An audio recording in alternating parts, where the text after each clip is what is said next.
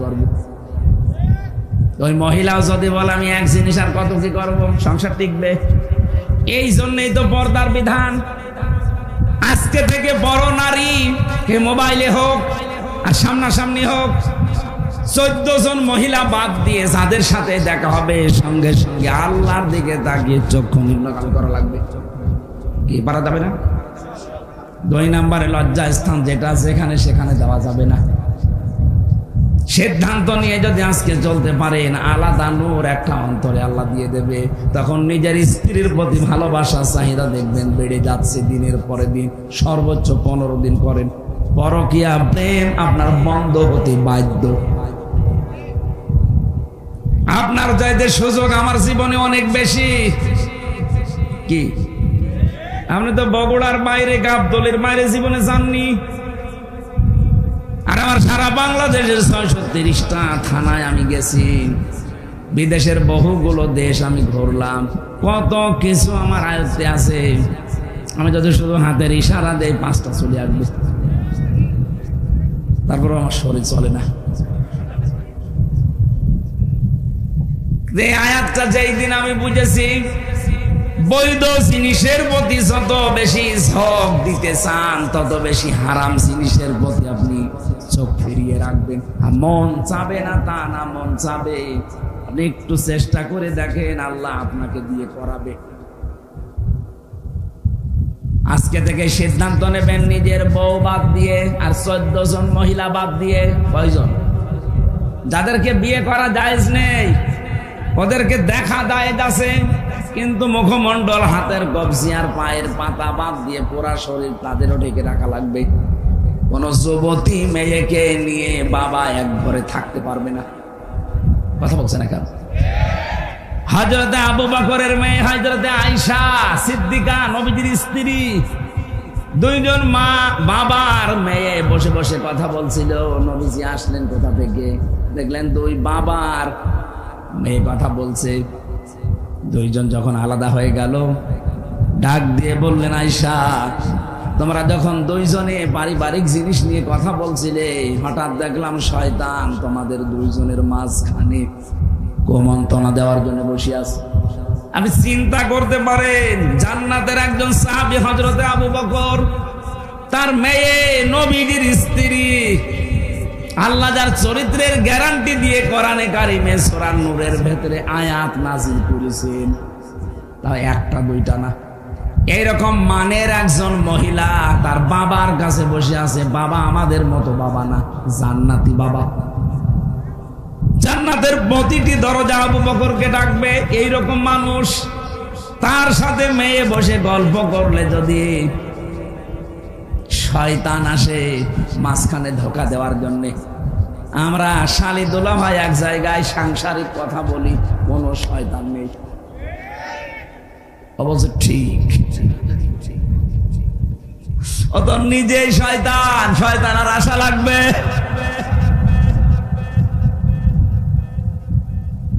না? সাবধান থাকা লাগবে। এই ঔষধটা অ্যাপ্লাই করেন আজকে থেকে।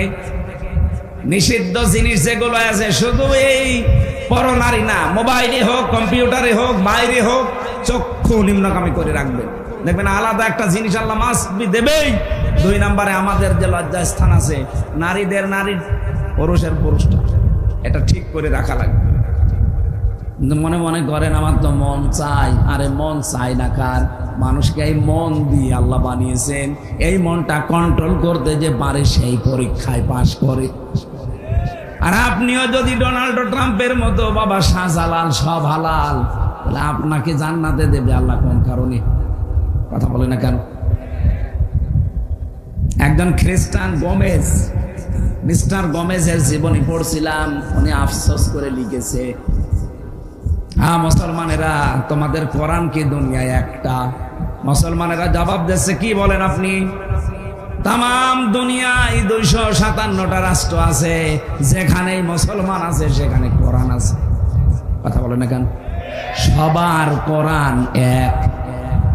মিস্টার গোমেজ খ্রিস্টান, উনি বলছে, দেখেন আমি উপন্যাস পড়ার নাম করে কোরআনে কারিমের একটা তাফসীর পড়েছি, পুরাটা আমি শেষ করেছি। আমি এমনিতে ডক্টরেট করা মানুষ, অনার্স মাস্টার্স করে, পিএইচডি করে, এমফিল করে, পিএইচডি করে একজন ডক্টর মানুষ আমি। এটা আমি উপন্যাস মনে করে পুরা কোরআনের তাফসীর ইংরেজিতে পড়েছি। পড়ার পরে আমার মনে হয় বিশ্বে যে মুসলমান আমি দেখি এর সাথে এই কোরআনের কোনো মিল নেই। আপনি মুসলমান দাবি করে আপনিও সুদের সাথে জড়িত, হিন্দু খ্রিস্টান বৌদ্ধ কোরআন মানে না সেও সুদের সাথে জড়িত। পার্থক্যটা কই? প্র্যাকটিক্যাল লাইফে যদি কিছু বাস্তবতা পার্থক্য করে দেখাতে না পারেন, ওরে আপনাকে জাহান্নামী মনে হয় আর আপনি সুদ খেয়েও নিজেকে জান্নাতি মনে হয়। আল্লাহ কি এরকম অবিচারক নাকি? প্রশ্ন আসতে পারে আমি লা ইলাহা ইল্লাল্লাহ পড়েছি। আরে বেটা, লা ইলাহা ইল্লাল্লাহ নাকি হিন্দুর মুখস্থ আছে? কি কথা বলেন এখানে? আমার দাদা মারা গেছে, জেলখানায় থাকতেন। উনি জীবিত অবস্থায় 18-19 সালে গল্পটা আমারে বলতেন। স্বাধীনতার সময় একটা লোক, হিন্দু মানুষ, পাকিস্তানের ওই বাহিনী তাকে ধরার পরে বলছে তুই মুসলমান না অন্য জাতি? আমি মুসলমান। মুসলমান তাহলে কালেমা বল।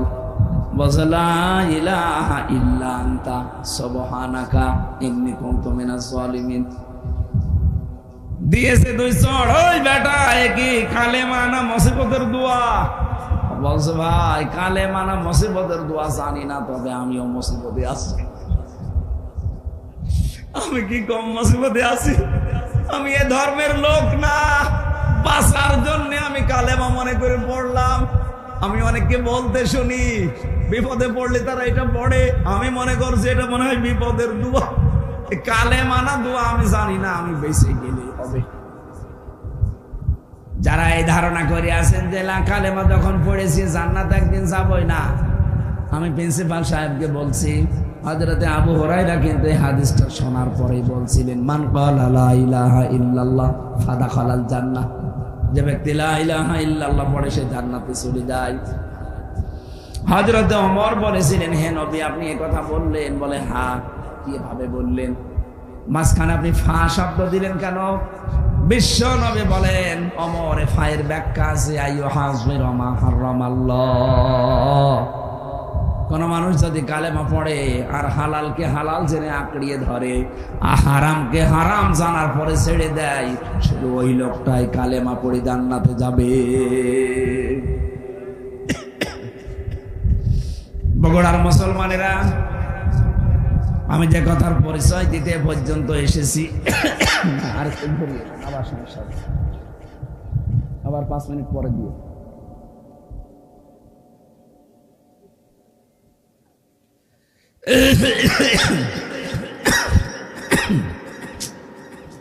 না, এইভাবে হবে না।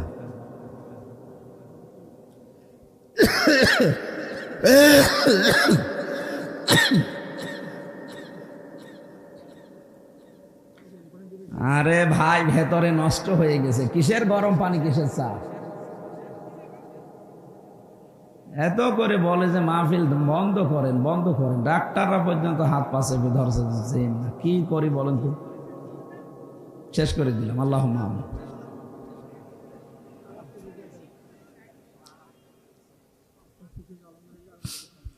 সম্মানিত ভাইরা, আমি শয়তানের পরিচয় দিতে পর্যন্ত এসেছিলাম। শয়তান সব সময় যৌনতা ছড়াতে ভালোবাসে। যৌনতা যারা ছড়ায় বেশি, অপচয় যারা করে বেশি, এই মানুষগুলো পোকার আনতে শয়তান। কথা বলে না কেন? আল্লাহ এদের থেকে যেন আমাদের হেফাজত করে, বলেন আমিন। বিশ্বনবী মুহাম্মদুর রাসূলুল্লাহ একটা মাত্র আওয়াজ তিনি দেবেন ওই উম্মতের জন্য, যে উম্মত হওয়ার জন্য তারা চেষ্টা চালিয়েছে। নবীজি বলেন আমার উম্মত তো ওইটা, আমি দুনিয়া থেকে বিদায় নেওয়ার পরে আমার রেখে আসা ইসলাম যারা পুঙ্খানুপুঙ্খানুভাবে পালন করেছে, বেদাত প্রবেশ করায় নাই। বাংলাদেশের দিকে তাকিয়ে আমাদের আফসোস হয়, কিয়ামতের দিন নবী যখনই আত্মচিৎকার করবে তখন আমরা দাঁড়াতে পারবো না। কোন মুখে দাঁড়াবেন? কারণ তার রেখে যাওয়া ইসলাম আজ আমরা টুকরা টুকরা করে ফেলেছি। কথা বলেন ঠিক কিনা? আমি 51টা দলের পরিচয় পেলাম বাংলাদেশে, অথচ কোরআন এক, হাদিস এক। নবীজি এক, কাবা শরীফ এক। আমাদের যদি 53 দল শুধু নিজের ছোটখাটো মতবাদ নিয়ে ভাগ ভাগ হয়ে যাওয়া লাগে, তাহলে জেনারেল যারা আছে ওদের তো 151টা দল থাকা দরকার। আপনি খোঁজ করে দেখেন, 51টা আমি পেলাম আজকে। অবশ্যই দুনিয়ার কোন স্বার্থ সিদ্ধির জন্য, নাম কামানোর জন্য আপনি এই দলটা বানিয়েছেন, না তো কোন কারণে বানালেন বলেন? আহলে হাদিসের ভেতরে 17টা দল। ইসলামপন্থী যারা খেলাফত আন্দোলন, খেলাফত মজলিস মিলে প্রায় 7টা দল। সুন্নিয়াতের দাবি যারা করে, যারা বলে আমরা আশিকে রাসূল, এদের 27টা দল। আপনি মিলান, বাংলাদেশে যে যেই দলে আছে, মতে আছে, যে যেটা মানে, এক জায়গায় সব এক। একামতে দিনের বেলায় যে দিনে বাংলাদেশে দিন কায়েম করা লাগবে, এই জায়গায় যারা এক, তারা হচ্ছে জামাতে ইসলামী। এই দলের ভেতরে আমি কোনো পার্থক্যটা পাইনি। এদের তো লক্ষ লক্ষ কোটি কোটি ভক্ত এই দেশে অনুসারী আছে, কিন্তু দল হিসাবে সব এক। কথা বলেন না কেন? বাকি যা আছে দেখবেন শুধু সভাপতি, সেক্রেটারি, একটা দল খুলে বসে আছে। সারা দেশে কেউ নেই, শুধু সভাপতি আর সেক্রেটারি। ঢাকায় কেন্দ্রীয় অফিসও নেই, বাড়ির ভেতরে ছাদের উপর একটা সিলিকুটি মানি বসে, এটা কেন্দ্রীয় অফিস। এই ভণ্ডামিগুলো যদি এখনো পর্যন্ত বাদ দিতে না পারেন, এখনো যদি দলাদলি করেন, দেখেন 50 বছরের ভেতরে সালেমরা আবার এদের চাষ করবে। আশা করছে আমার ইঙ্গিত আপনি বুঝেছেন। এটা রেকর্ড হচ্ছে, সারা দেশে যাবে। যাদের মাথার ভেতরে এটা ঢুকবে তারা যেন চিন্তা করেন আমার এই ছোট্ট কথাটা। শেষে কিন্তু সুযোগ হারিয়ে গেলে আর দোয়া করেও ফেরত আসবে না। সূরা নূন, মুমিনুন, এখান থেকে আমরা 2টা আয়াত পড়েছি। আজকের আলোচনাটা আমরা মানব জীবনকে কেন্দ্রীয় করে সাজিয়েছি। আল্লাহ পাক আমাদের একটা দুর্বল জায়গায় আঘাত দিয়ে স্মরণ করাচ্ছেন, ওয়ালাকাদ খলাকনাল ইনসানা মিন সুলালাতিন মিন তিন। অবশ্যই আমি আল্লাহ মানুষকে মাটির নির্যাস দিয়ে বানিয়েছি। আল্লাহ আমাদেরকে মাটি দিয়ে বানিয়েছে, মাটির নির্যাস দিয়ে বানিয়েছে। এ কথা বললেন কেন? আমরা অনেকেই আল্লাহকে ভুলে গেছি। এই দুর্বল জায়গাটা আল্লাহ আঘাত দিয়ে আমরা যেন ফিরে আসি, প্রথম নম্বর কারণ এইটা। বাস্তবতা দেখে আমরা তো ফিরে আসি না, আমাদের বিদ্যা আরো বেড়ে যায়। আল্লাহ রাব্বুল আলামিন বলেন, হাল আতা আলাল ইনসানি হিনুম মিনাদ দাহরি লাম ইয়াকুন শাইআম মাযকুরা। ও মানুষ, তোমার জীবনে কি এমন সময় অতিবাহিত হয়নি যে সময় তুমি উল্লেখ করার মতো কিছু ছিলে না? তাফসীরে ফি জিলালিল কোরআন থেকে কয়েকটা তথ্য পেয়েছি, একটু মিলাবেন। মানুষের এই জায়গায় আল্লাহ কেন আঘাত দিলেন? আমরা যে মাটির তৈরি, তার 3টা কারণ। 1 নম্বরে আমাদের যিনি আদি পিতা হযরতে আদম এবং হাওয়া, এই 2 জনেই কিসের তৈরি? মাটির। বলেন। সন্তান যদি মাটির হয়, বাবা যদি মাটির হয়, সন্তানও মাটির হবে। বাবা যদি আগুনের হয়, সন্তানও আগুনের হবে। কথা বলেন ঠিক কিনা? 2 নম্বরে সব খাদ্য দুনিয়ায় মাটি থেকে উৎপন্ন হয়। এই জন্য এখান থেকে শিক্ষা যে আমরা মাটির তৈরি। পৃথিবীর এমন কোনো খাবার নেই যার মূল মাটি না, মাটি থেকে সব। 3 নম্বরে মাটি থেকে খাবারের পরে খাবার তৈরি হয়, তৈরি হওয়ার পরে এটা দিয়ে বীর্য তৈরি হয়। বীর্য বাবার স্ফলিঙ্গ দিয়ে মায়ের রেহেমের ভেতরে প্রবেশ করে। মূল জিনিস কিন্তু মাটি। মূল কি? বিজ্ঞান প্রমাণ করছে এই মাটি দিয়ে মানুষকে আল্লাহ বানিয়েছে। এই মাটির ভেতরে কমপক্ষে 10টা উপাদান পাওয়া যাচ্ছে। মানুষের এই পুরা বডি আল্লাহ পাক বানিয়ে দেখা গেছে 13টা জিনিস পাওয়া যায় মানুষের ভেতরে। এক মাটির ভেতরে আছে 10টা। কয়টা? আমি মাটির ভেতর থেকে মৃত্তিকা গবেষণাগার আছে গাজীপুরে, এই তথ্যটা ওখান থেকে পেয়েছি। 10টা জিনিস তারা মাটি থেকে বের করেছে। মাটির ভেতরে অক্সিজেন আছে, সিলিকন আছে, অ্যালুমিনিয়াম আছে, আয়রন আছে, ক্যালসিয়াম আছে, পটাশিয়াম আছে, সোডিয়াম আছে, ম্যাগনেসিয়াম আছে, নাইট্রোজেন আছে, হাইড্রোজেন আছে। কয়টা বলেন বলেন? এ 10টা জিনিস শুধু মাটির ভেতরে। আল্লাহ রাব্বুল আলামিন বলেন, এখরুজু মিন বাইনিস সুলবি ওয়াত তারাইব। বাবার স্ফলিঙ্গ দিয়ে যেটা বের হয়ে মায়ের রেহেমে জমা হয়েছে, এখানে সুলবন 1 বছর, তারাইব বহু বছর। সুলবন আল্লাহ 1 বছর দিলেন কেন? তারাইব বহু বছর দিলেন কেন? সুলবন বলা হয় বাবার লজ্জাস্থানকে, তারাইব বলা হয় মায়ের লজ্জাস্থানকে। মায়ের বেলায় আল্লাহ বহু বছর, বাবার বেলায় 1 বছর। কেন? সন্তান তৈরি করতে গিয়ে শুধু মা লাগে, বাবা লাগে না। কথা বলে না কেন? বিজ্ঞান প্রমাণ করেছে। তারা এবার সুলবন নিয়ে, এটা আপনি ডক্টর জাকির নায়েকের লেখা 12 খণ্ড লেকচার আছে, ওর ভেতরে পাবেন এই আয়াতের তাফসিরে। এত সুন্দর করে তিনি সাজিয়েছেন। আমি বহু তাফসিরের আগে পড়েছি, কিন্তু এই তথ্যটা পাইনি। তিনি ওখানে লিখেছেন, তিনি যেহেতু একটা ডাক্তার না, উনি যেহেতু ডাক্তার, গবেষণা করে লিখেছেন, বাবা এই পৃথিবীতে সন্তানের জন্য যে পরিমাণ কষ্ট সহ্য করে জন্ম দিতে গিয়ে, মা কমপক্ষে বাবার চাইতে 3 গুণ কষ্ট বেশি সহ্য করে। আমরা জানি 1-এর পরে হয় 2, 2-এর পরে যা হবে সব 1 বছর, 2 বছর না বহু বছর? বলেন বলেন? এই জন্য আল্লাহ তারাইব বহু বছর দিয়েছেন। বাবার বেলায় 1 বছর দিলেন এই কারণে, বাবা তো শুধু বিছানায় থাকা শেষ, বাকি মা পেটে বহন করার জন্য 10 মাস 10 দিন কষ্ট সহ্য করেছে। শুধু এতটুকুই না, কমপক্ষে ডেলিভারির যে কষ্টটা, বিজ্ঞান এখন জানিয়েছে এই পুরুষ মানুষ আমরা যারা দুনিয়ায়, যত শক্তিশালী পুরুষ হোক 45 ইউনিট কষ্ট সহ্য করতে পারে। কত? 45 ইউনিটের বেশি কষ্ট একজনকে দিলে সে হয় হার্ট অ্যাটাক করবে, না মারা যাবে। কিন্তু একটা মা দুনিয়ার সন্তানের মুখ দেখাতে গিয়ে বিজ্ঞান এখন দেখতে পায় কষ্টটা মাপার জন্য একটা যন্ত্র আছে।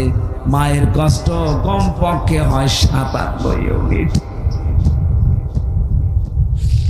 45 ডিগ্রি দিলে যেখানে আমরা মারা যাব, সেখানে মা আমার মুখ দেখতে 57 ইউনিট কষ্ট সহ্য করে কয়েক বালতি রক্ত শরীর থেকে ছড়িয়ে মা আমার কাঁটা ছটফট মুরগির মতো করে, তারপরও আমরা মুখ দেখতে চাই।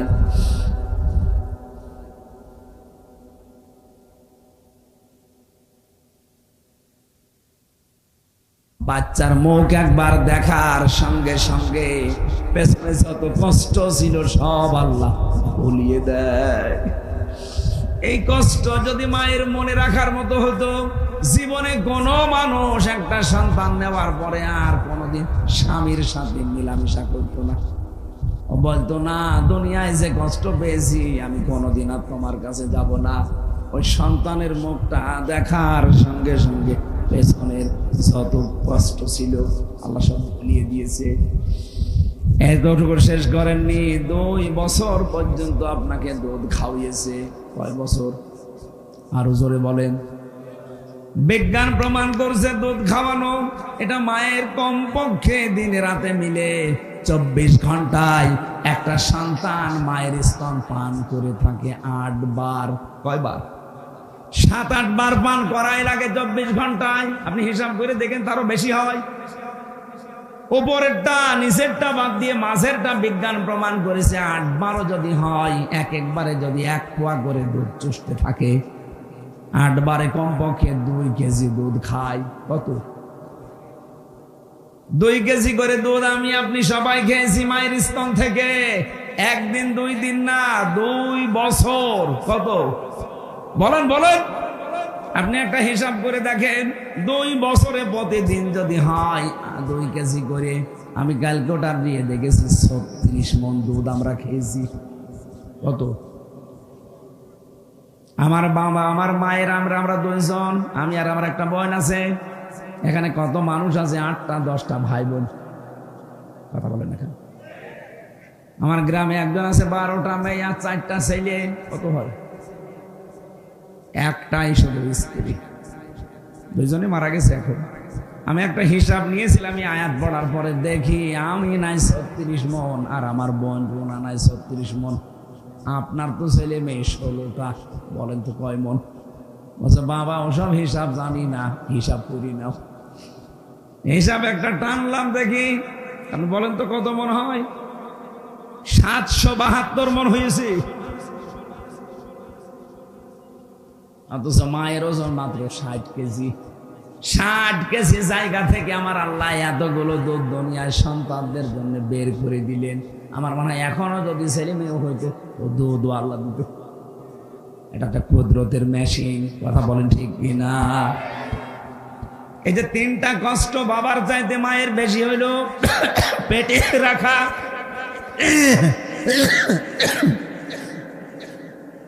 শুধু পেটে রাখা না, ডেলিভারির কষ্ট সহ্য করা, আর দুনিয়ার মুখ দেখানোর পরে 2 বছর দুধ খাওয়ানো।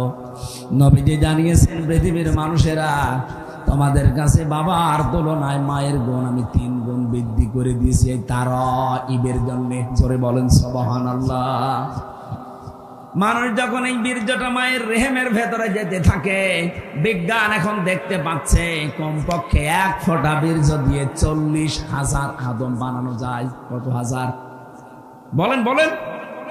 এই 40,000ই একবারে মায়ের পেট থেকে আসতে পারত, কিন্তু মায়ের পেটে জায়গা নেই। বাবার এই স্ফলিঙ্গ দিয়ে যখন বের হয়ে যায়, এখান থেকে মায়ের ওই সরায়ু পর্যন্ত যে নাপাক পানির থলিটা আছে, রেহেম বলা হয়, এখানে যেতে যেতে দেওয়ালের সাথে ধাক্কা লাগে, কেউ পড়ে যায়, কেউ মরে যায়। আমার তো জীবনের প্রতিযোগিতা শুরু হয়েছে সেই জন্ম থেকে, অথচ আজ আমরা প্রতিযোগিতায় হেরে যাই। কত স্ট্রাগল করে, কত কষ্ট স্বীকার করে প্রতিযোগিতা করে ওই জায়গায় গেছি আমি। তারপরে হামজা আমি দুনিয়ায় আসলাম। আমার কত ভাই বোন ছিল, তারা পড়ে মরে গেছে। কথা বলে না কেন?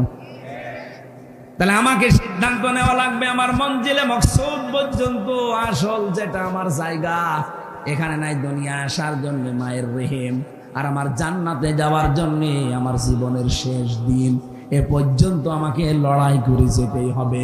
ওয়াবুদ রাব্বাকা হাত্তা ইয়াতিয়াকাল ইয়াকিন। হামজা, ইবাদত বন্দেগী করো ওই পর্যন্ত, যতদিন পর্যন্ত তোমার মরণ না আসে। তার মানে আমার মরণ আসা পর্যন্ত আমার এই সব সময় স্ট্রাগল করে দেওয়া লাগবে, কষ্ট স্বীকার করা লাগবে, প্রতিযোগিতা করা লাগবে। লাকাদ খালাকনাল ইনসানা ফি কাবাদ। আমি মানুষকে বানিয়েছি এই কষ্টের পরে কষ্ট সহ্য করে। এ মানুষ যখন কষ্ট সহ্য করবে, 40 দিন পরে পরে আমার আল্লাহ এটা পাল্টাতে থাকবেন। আল্লাহ রাব্বুল আলামিন বলেন, সুম্মা খালাকনান নুতফাতা আলাকাতান ফাখালাকনাল আলাকাতা মুদগাতান ফাখালাকনাল মুদগাতা ইযামা ফাকাসাউনাল ইযামা লাহমা সুম্মা আনশাআনাহু খালকান আখার ফাতাবারাকাল্লাহু আহসানুল খালিকিন। বলেন আল্লাহু আকবার। একটু নিজের জীবনের দিকে তাকান, আপনি সেজদা দিতে বাধ্য হবেন আল্লাহকে।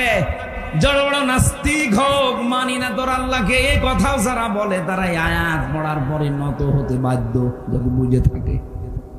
আল্লাহ পাক বলেন একটা ইন্টেনসিভ কেয়ার ইউনিট, যেখানে দুনিয়ার কোনো সার যেতে পারে না, এই জায়গায় 40 দিন ধরে রাখলাম।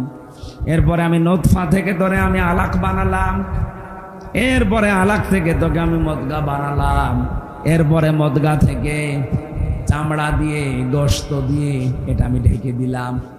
শুধু ঢেকে দিয়ে শেষ করিনি, এই গোশতগুলো যেন পচন না ধরে এমন একটা কাবার দিয়েছি। এই কাবার যাকে দিয়েছি ওইটাই ফাইনাল। এটা আমার যে চামড়া আছে, আমার শরীরের কোনো চামড়া যদি কেটে এখানে লেগে দেন, এটা ভালো হয়ে যাবে। যদি পুড়িয়ে যায়, কেটে যায়, ছিঁড়ে যায়, আমার আর চামড়া প্রিন্সিপালের এক না, দেখতে এক হলেও আমার শরীরের ভেতরে ৯৭৬৮ প্রকার চামড়া আল্লাহ দিয়ে রেখেছেন, কিন্তু এক একটা জায়গার চামড়া এক এক রকম। এই হাতের তালুতে যে চামড়া আছে এইটা যদি উপরে দিত, জীবনেও কোনো কিছু ধরে আপনি আটকিয়ে রাখতে পারতেন না। কথা বলেন ঠিক কিনা? দুইটা জায়গার চামড়া আল্লাহ পুরা আলাদা করে দিয়েছেন, লজ্জা স্থানের আর জহ্বার। এত এত চামড়া দিলেন শরীরের ভেতরে গোশতগুলো সংরক্ষণ করার জন্য। আল্লাহ পাক বলেন মানুষের ভেতরে আমি হাড্ডি দিয়েছি ৩৬০টা জোড়া দিয়েছি।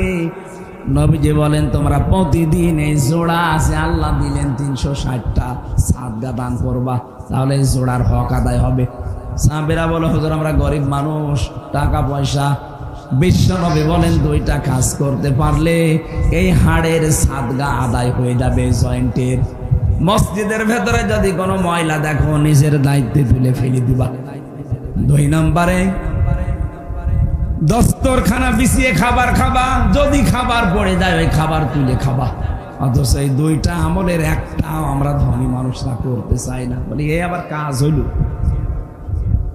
মসজিদের ময়লা পরিষ্কার করার জন্য ইমাম আছে, খাদেম আছে, মুয়াজ্জিন আছে, ওরা আমি লাট সাহেব, আরে ভাই আপনার এই হাড়ের এই যে ৩৬০টা জোড়া দেওয়া আছে, জোড়ার সাদগা দেবে আপনার কোন বাবা? এটা সাদগা দুনিয়া আদায় করা জায়গা, এটা করে যাবেন। মসজিদে প্রবেশ করলে এটা আপনার দায়িত্ব হয়ে পড়ে। কথা বলেন ঠিক কিনা? একটা খড়কোটা পড়ে আছে, থুতু পড়ে আছে, কপ পড়ে আছে, পরিষ্কার করে দেন। দস্তরখানা বিছিয়ে খাবার খাওয়ার অভ্যাস করেন। আল্লাহ রাব্বুল আলামিন বলেন প্রত্যেক জায়গায় যে জোড়া দিয়েছি সব জোড়া আবার এক না, প্রত্যেকটা হাড় আলাদা আলাদা মাপ। এক এক জায়গার হাড় এক এক রকম। হাড়ের ভেতরে আবার গিরো দিয়েছি, যদি হাড় সোজাসুজি করে দিতাম জীবনও কিছু ধরতে পারতে না। এই যে গিরোগুলো দিয়েছি প্রত্যেকটা আঙ্গুলে জয়েন্টে, এগুলো আবার নাট সিস্টেম করে দেয়নি যে খুলে রেখে দেবা তাহলে চুরি হয়ে যেত। এমন সিস্টেম করে দিয়েছি নিজের ভেতরেই থাকবে, শার্টও করতে পারো, জমাও করতে পারো। কথা বলেন ঠিক? আল্লাহ পাক বলেন এই যে আস্তে আস্তে ৩:৪০ পরে যখন তোর ভেতরে খাবারের উদ্রেক দেখা যায়, মায়ের মাসিক অসুখ বন্ধ করে নাভির সাথে নাভির তার জড়িয়ে আমি খাবারের ব্যবস্থা করি। এতটুকু শেষ হয়নি, ৬ মাস হবার পরে এখন ৩টা জিনিস তার লাগবে, মাস্ট বি। একটা হচ্ছে শ্রবণ শক্তি, একটা হচ্ছে দর্শন শক্তি, আর একটা বাক শক্তি। এই 3টা জিনিস আমি আল্লাহ নিজের পক্ষ থেকে দান করি। ওদিকে মাটির উপাদানের ভেতরে আছে 10টা। কয়টা? আল্লাহর পক্ষ থেকে আল্লাহ দিয়েছেন 3টা, কোন তাফসিরে পেয়েছি 5টা। সেখানে আছে শ্রবণ শক্তি, দর্শন শক্তি, বাক শক্তি, আকেল শক্তি আর ঘ্রাণ শক্তি। 8, 5, 13টা জিনিস যখন এক হয়ে যায়, 6 মাস পরে মায়ের পেটের ভেতরে আমার আল্লাহ এবার আকৃতিটা দিয়ে দেয়। ওরা বডি বানিয়েছে ফেরেশতারা, আর আকার এই আকৃতি এইটুকু বানিয়েছে আল্লাহ নিজের কুদরতি হাতে। এটা বানানোর পরে আল্লাহ বলেন আমার সিদ্ধান্ত মতো এটা ছেলে হবে না মেয়ে হবে।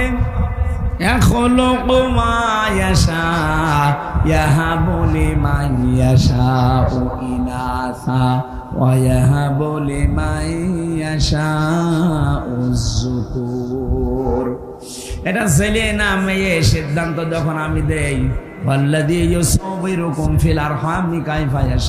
মায়ের রেহেমের ভেতরে তোমাদের আকৃতি আমি আল্লাহ নিজের মন মতো করে বানিয়েছি। এটা বানানো কমপ্লিট হওয়ার পর ফেরেশতারা বলতে থাকে আল্লাহ এটা বের করার দায়িত্ব। আল্লাহ বলেন আমার আল্লাহু আখরাজাকুম মিন বুতুনি উম্মাহাতিকুম। আস্তে করে বাচ্চার আকারে তোকে আমি ওই ছোট্ট জায়গা দিয়ে বের করে নিয়ে আসবো। এ দায়িত্ব কার? আরো জোরে বলেন।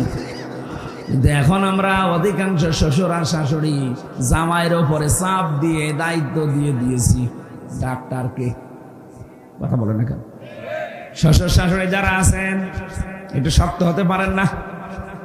আপনার জাদুর কষ্ট হবে এই বলে যদি আপনি তাকে জামাইকে চাপ দিয়ে সিজার করান, আপনি জানেন তার কি ক্ষতি করে দিলেন।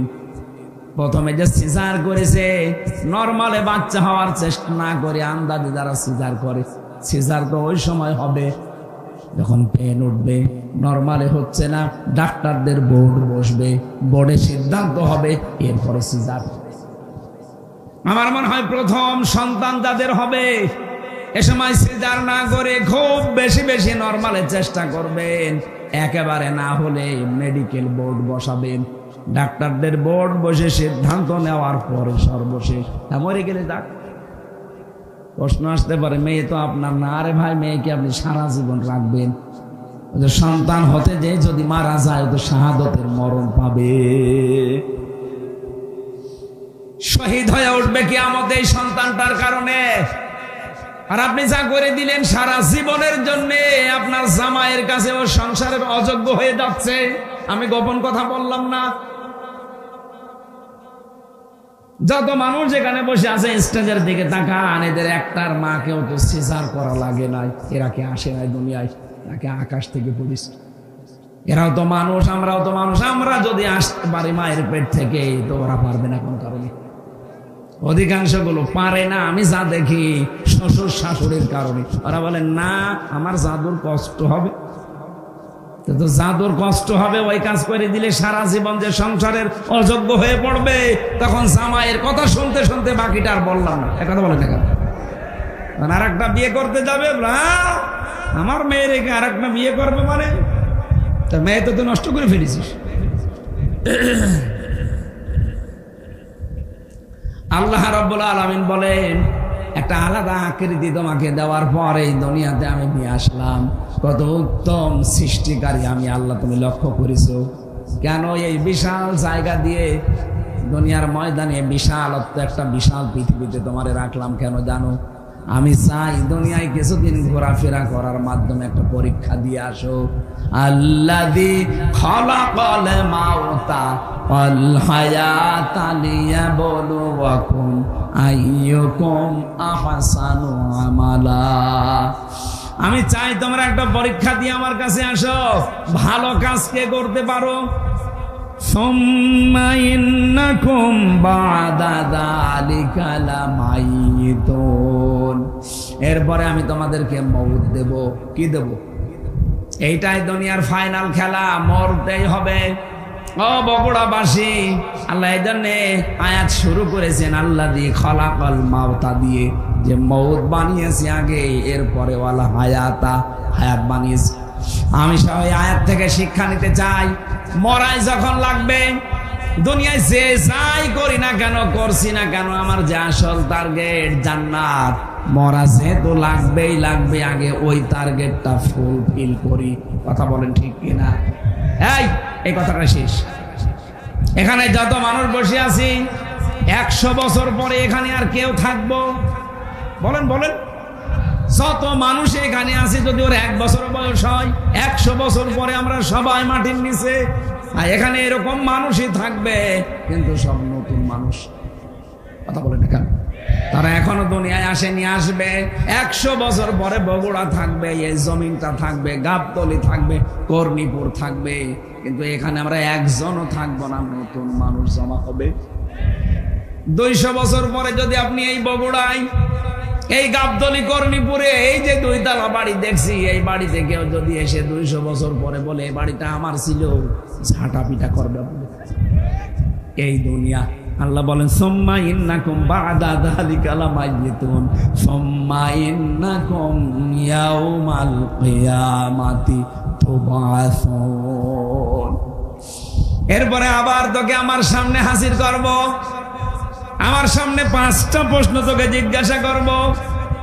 ওই 5টা প্রশ্নের সঠিক জবাব দিতে হলে দুনিয়ায় তোকে 3টা কাজে আনন্দ পাওয়া লাগবে।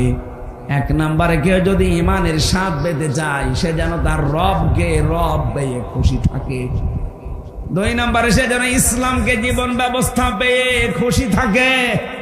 3 নম্বরে সে যেন মুহাম্মাদুর রাসূলুল্লাহ বাদ দিয়ে অন্য কাউকে আদর্শ না মানে। ফেরাউনের কথাটা আমরা সবাই জানি, ও যখন মারা যায় ওই সময় কিন্তু বলেছে আন্নাহু লা ইলাহা ইল্লাল্লাযী আমানাত বিহি বানু ইসরাঈল। হে আল্লাহ আমি তোমাকে বিশ্বাস করি। কেমন করে? বনি ইসরাইলরা যেভাবে তোমারে বিশ্বাস করে ঈমান আনে, আমি ওই রকম বিশ্বাস করি। ওয়ানা মিনাল মুসলিমিন, আমি তো মুসলমান। এরপরও তোমার ফেরেশতারা আমারে পানিতে চোবাই মাথা করে তোলে। আল্লাহ বলেছিলেন আল আন, এখন। আমি আয়াতের তাফসিরে দুইটা শিক্ষা পেয়েছি, খুব খেয়াল করবেন।